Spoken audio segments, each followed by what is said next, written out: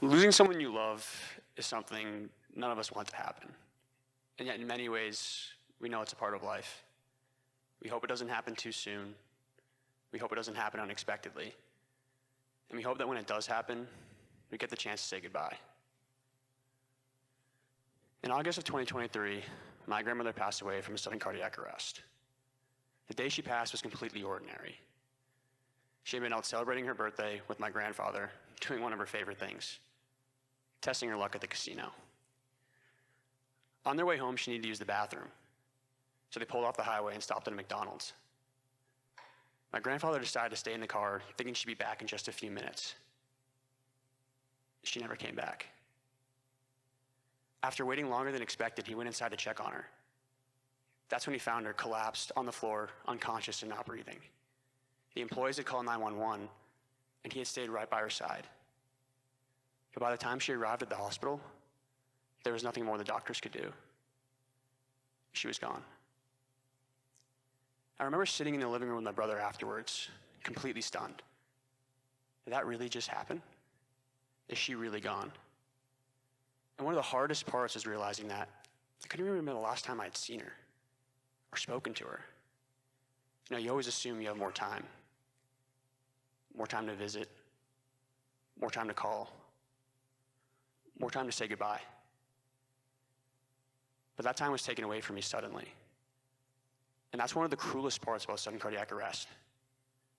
One moment, everything's normal.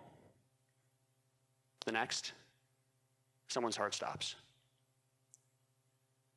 A little over a year later, it happened again. My aunt, my grandmother's sister, was coming home from the grocery store with my uncle and cousin. Another ordinary day. As she stepped through the front door, she suddenly collapsed. Like my grandmother, she suffered a sudden cardiac arrest. For 6 minutes, my aunt laid there while my uncle and cousin waited for help to arrive. When the paramedics finally got there, they shocked her heart twice with a defibrillator. And on the second shock, her heart started beating again. She survived. And I still remember getting the text from my mom that my aunt had collapsed and she was being rushed to the hospital. It felt like deja vu. This can't be happening again. I was at work when I found out, and on the drive home, I remember feeling completely useless.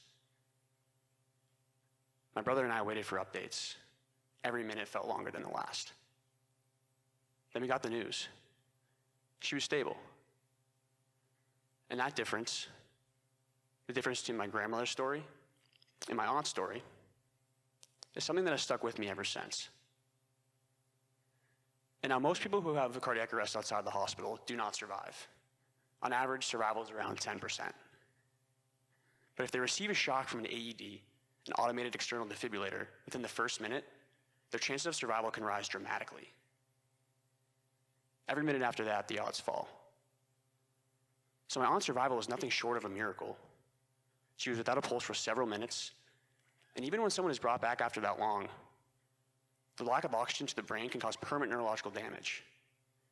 But somehow, she survived and retained nearly all of her neurological function. And while physically she's still here, that day changed her. It changed our family. And it changed the way I thought about action.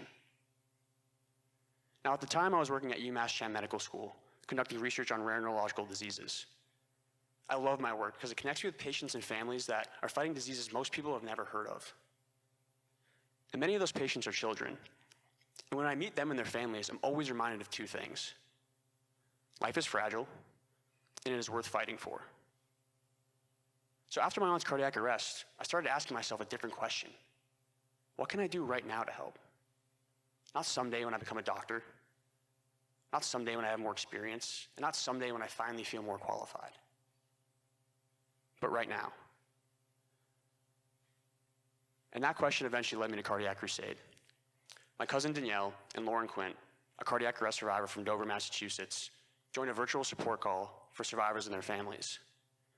On that call, they heard from Greg Kuhn, co-founder of Cardiac Crusade, a nonprofit he and his wife Julia started after she survived a cardiac arrest back in 2018. On that call, Greg explained that Cardiac Crusade had just finished up a campaign in Buffalo, New York, where volunteers helped map over 1,200 AEDs. So Danielle and Lauren asked a simple question. Could Boston be next? And that simple question led to the start of our Massachusetts campaign. And now before I go further, I want to explain what Cardiac Crusade actually does. We live in a world where we can instantly find the nearest Starbucks, gas station, or pizza place right from our phones. But we still lack a reliable way or universal way to find the nearest AED. And that's the problem Cardiac Crusade is trying to solve. All volunteers will go into businesses, schools, gyms, public offices to locate AEDs. We verify their location, we collect important information, we photograph them, and we upload that to PulsePoint, a national AED registry used by our emergency response systems. Now, the long-term vision is simple. One day, finding the nearest AED should be as easy as opening up Google Maps. Because in cardiac arrest, every second matters. And sometimes survival can hinge on whether or not you can find the nearest defibrillator in time. And so when Danielle told me Boston would be next, I immediately wanted to help. It was a perfect blend of mission and purpose, a way for me to work on a problem that directly affected my family and could directly affect my community. But if I'm being honest, none of us really knew what we were doing at first. We weren't nonprofit experts, we weren't public officials, and we definitely didn't have some perfect strategic plan. We were just a small group of people with a personal reason to care. Now, that's one of the biggest lessons I've learned from this entire experience. You do not need to feel fully qualified to start doing meaningful work. You just need to care enough to begin. And so we began. We reached out to medical students, high school students, universities, healthcare workers, community leaders, and anyone who might be willing to help. At first, it felt like we were building the plane while flying it. But something surprising happened. People responded. Students wanted to help. Schools wanted to get involved. Healthcare workers understood the mission immediately. Community members saw the value. And slowly, what started out as just a small team grew into a real movement. And so we launched our campaign on National Restart a Heart Day in October. And over the next 4 months, more than 100 volunteers helped to map nearly 1,500 AEDs. Nearly 1,500.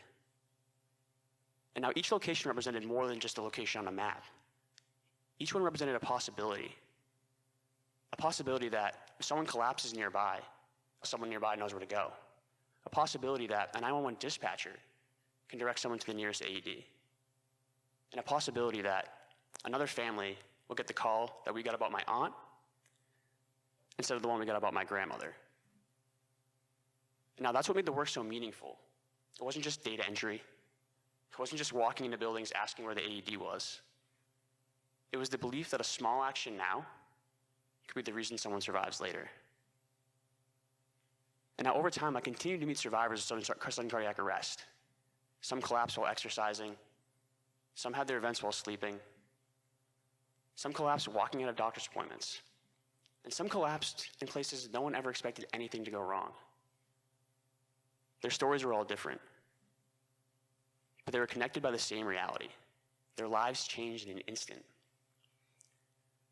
But there was something else these survivors I met shared too. A deep gratitude for life. Now that perspective stayed with me, because the more I got involved in the work, the more I realized that Cardiac Crusade wasn't just about AEDs. It was about giving people a better chance at more ordinary days. More birthdays, more conversations, more time. Now that brings me to the part of the story that I want the young people and students like me to hear. When I first joined Cardiac Crusade, I did not expect to take on a leadership role. I didn't have nonprofit experience, and I had definitely never helped organize a statewide public health campaign. A lot of the time, I felt like I was just figuring out things as I went. But I kept showing up. I kept asking how I could help. And I kept bringing ideas to the table. And eventually, leadership just kind of fell in my lap. It wasn't something someone just gave me. I realized that sometimes leadership just happens when you care enough about something to keep taking responsibility for it. Well, that's a lesson I wish I had learned earlier. Because young people are often made to feel as if impact is something reserved for later, after the degree, after the title, after the experience, after someone gives you permission. And I'm not saying experience or expertise doesn't matter. It absolutely does. But if you continue to wait until you feel fully prepared to start doing meaningful work, you may spend your whole life waiting. Because the truth is, most people doing meaningful work are still figuring it out as they go. So if there's something you care about, something that bothers you, moves you, or makes you feel as if you just can't sit back and do nothing, don't wait until you feel qualified to act on it. Find people doing the work. Learn from them. Offer your help. Be willing to be inexperienced. Be willing to figure it out. Because you may have more to offer than you think. Thank you.